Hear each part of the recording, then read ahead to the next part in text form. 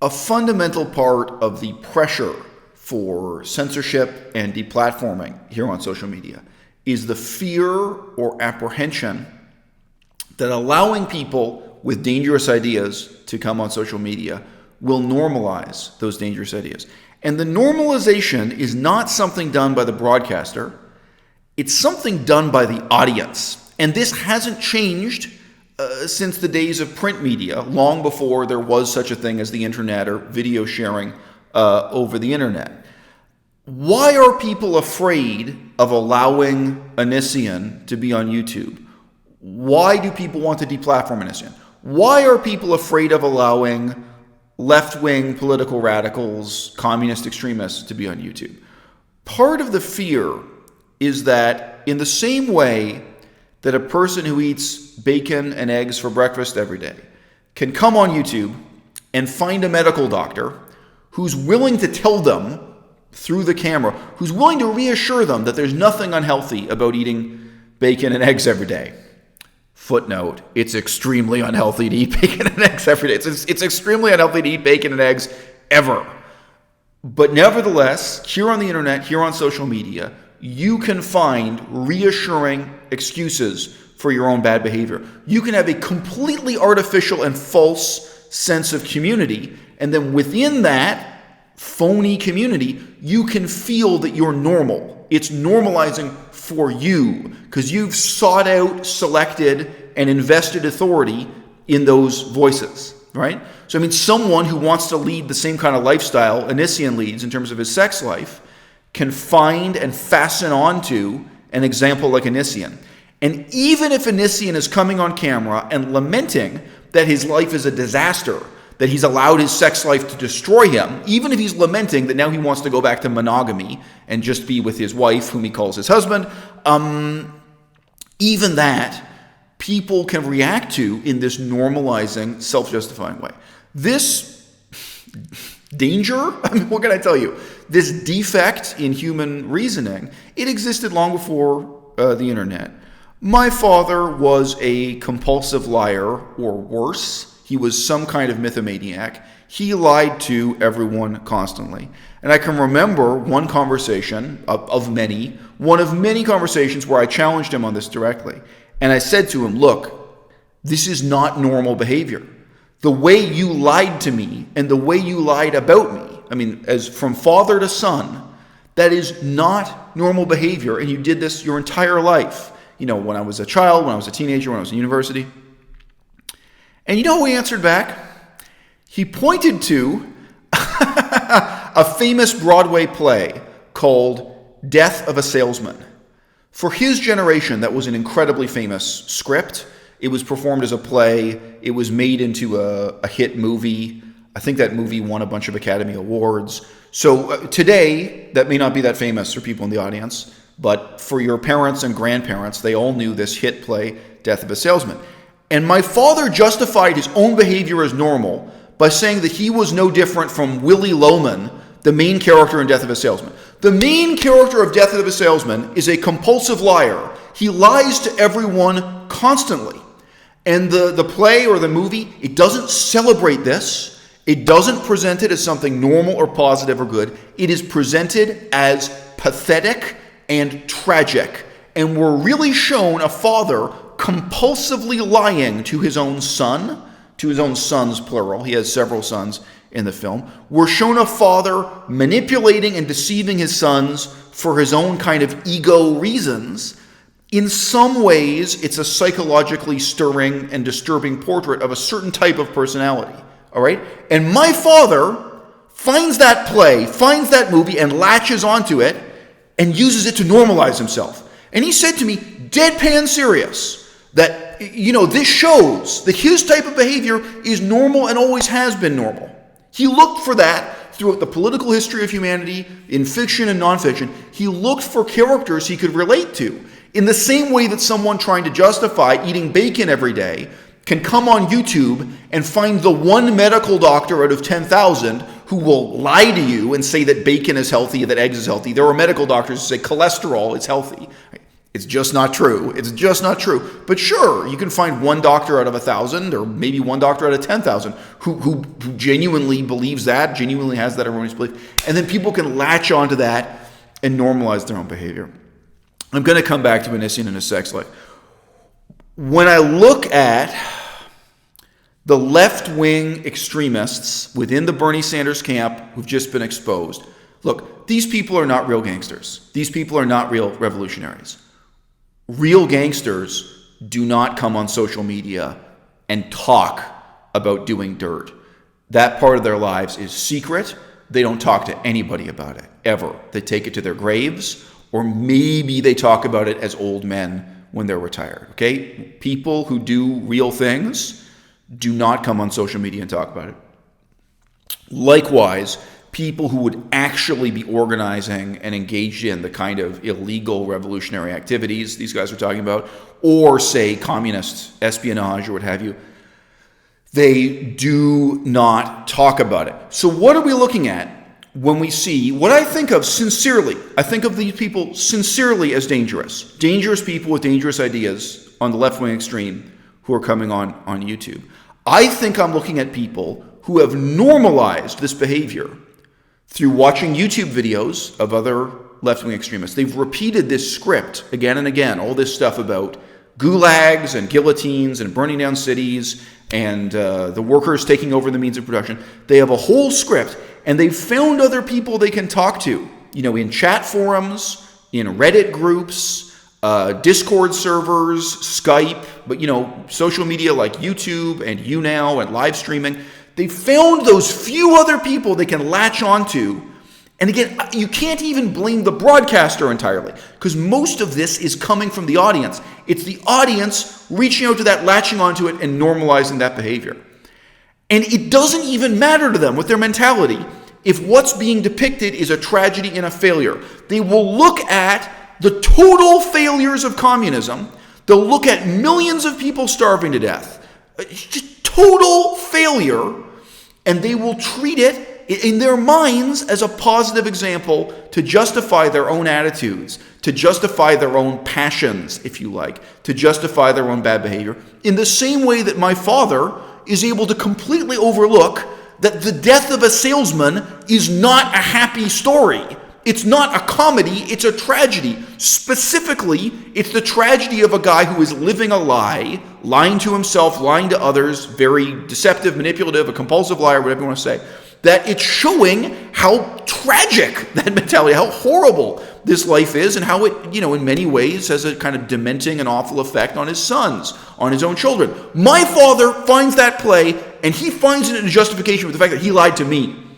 He says to me, it's okay that he lied to me and that he lied about me, that he this way his whole life, even on this intimate scale, not just that he lied to people at work as part of his career. No, that he had these lies within his whole family. It's okay because he found this tragedy, this play that shows how awful it is to have a family built on lies, and he sees that as good. In the same way, the communist revolutionaries will look at, whatever, whether it's a documentary or what have you, about the collapse of communism, the deaths of millions, whether they're looking at YouTube videos about people going to prison for stupid, terrorist activities that didn't help anyone and ended up ruining people's lives or killing people or what have you, and they'll latch onto that to normalize their own bad behavior, all right? Likewise, there are some people, and guys, it's not just celebrities who have this option of, there are some people who will look at the lifestyle Anissian has and will latch onto that to justify what they want to do with their own sex lives. This is true. And this is part of the moral panic, part of people wanting to deplatform Anissian. All right? Really basic facts. Anissian had a much younger wife. She very rapidly got pregnant with and gave birth to 2 children. She was a teen mom. She gave birth to both kids when she was still a teenager. And then she went into university. Anissian says he spent more than $100,000 of his own money on university tuition for her to get a BA. These days, being a full-time university student is not compatible with raising 2 small children, at least one of whom would have been a newborn baby during that time when she went to university. Okay? They have a powerful motivation not just to bring in a second woman, I guess I should say, whatever. Not just to be in a three-way relationship for the sake of sex. They need babysitters. They need people to come and live with them and take care of their kids because the mother is out going to university all day, every day, and she's got to do homework and study for exams, okay? I completely disagree with what these guys did. I completely morally disapprove with what these guys did. Guess what? I can imagine being in a similar scenario and making similar ethical compromises, like coming up with a justification. My girlfriend is much younger than me. She wants to get pregnant and have a kid. Is it hard to think through that my girlfriend would also either have a job or be attending classes at university, and she says, hey, we really need someone to help us take care of the baby. Oh, gee, you have all these fans from YouTube. One of them will be very happy to come and move into the spare room in our apartment or the spare room in our house and help take care of the kid and, whatever. We can all share the kitchen. It'll be great. Yeah. I would never make the unethical decisions Anissian made. But still, my point is here, the kind of temptation, justifying for yourself the series of steps, the series of decisions Anissian made. It's something you and you and you in the audience could do. You don't need to be a millionaire. You don't need to be amazingly famous. Just in its broad outlines, the decisions he made, partly motivated by sex, partly motivated by convenience, partly motivated by money and fame, but above all else, motivated by the need to have a live-in babysitter help take care of your kids, all right? Maybe someone to help you make YouTube videos also. Those are temptations we deal with, and there will be people who latch onto it, his example, and they use it to normalize their own behavior, right? But we also have to consider the potential, the positive potential of allowing dangerous people with dangerous ideas to come on the internet to abnormalize their behavior, to allow us to sit and analyze what they've done wrong, for us in the audience to look at that and think, whoa, I would never make the same mistakes he made. Whoa, I would never make those moral compromises. Whoa, I would never make excuses for what Joseph Stalin did. Whoa, I would never make excuses for putting people in the gulag, decapitating people with the guillotine. Whoa. And we can't measure the number of people who respond to that negative example in that way. So I've been talking about left-wing extremists, the communists, people justifying mass murder, mass starvation, economic failure, and revolution from that side. Obviously, a similar drama plays out with right-wing extremists and just miscellaneous terrorists who come on the internet, right? But isn't there some value in allowing those voices, not as selectively quoted and misrepresented by the news broadcaster, but allowing those voices to speak in their own terms, right, without editing from the editorial committee at a newspaper or at a TV station, how they want to present it. Hearing those people present their own ideas, however insane, however incoherent, however immoral, so that people in the audience can sit there and look at this and say, not normalize it, but abnormalize it, fully recognize what's wrong with this, and think, wow, not me. I'm not going to be like that. Feel the depth of alienation, the difference between me and this person, right? The main reason I wanted to make videos about Anissian from the jump, from day one, was not to damage Anissian, was not to take something away from his life, right? But to add something to my own life, to add something to your lives, so that we can reflect on our own lives and the moral choices we've got to make and the knock-on consequence of that, and think, wow, not me. This is where I'm different from him. This is where I wouldn't have done what he did. This is where I wouldn't have made this excuse. I wouldn't have told this to myself. I wouldn't have told this to the girl. Yeah. This is, where you really feel the depth of that difference, of that divide. You really, get to stare into the abyss of the alienation between yourself and that other person. And I don't think the news can do that for you. I don't. I think this is part of the wonderful thing about this kind of broadcasting. It's true. It's dangerous to have millions of people signing up for and latching onto these extremist voices on the left wing. And I see it happening both positively and negatively. Really briefly, there's a left-wing communist channel called Mexi, and she was presenting herself as being full communist, pro-revolution, pro-mass murder up until a point. She hit a breaking point, and she said, look, she's not really that left-wing. Number of viewers collapses. Okay, this just happened recently. You can check her channel and see what happened with that. Anyway, she came out of the closet saying, look, she's not really cool with the revolution. She's not really cool with mass murder. She's not really cool with rounding up rich people and forcing them into re-education camps, gulags. She's not cool with it.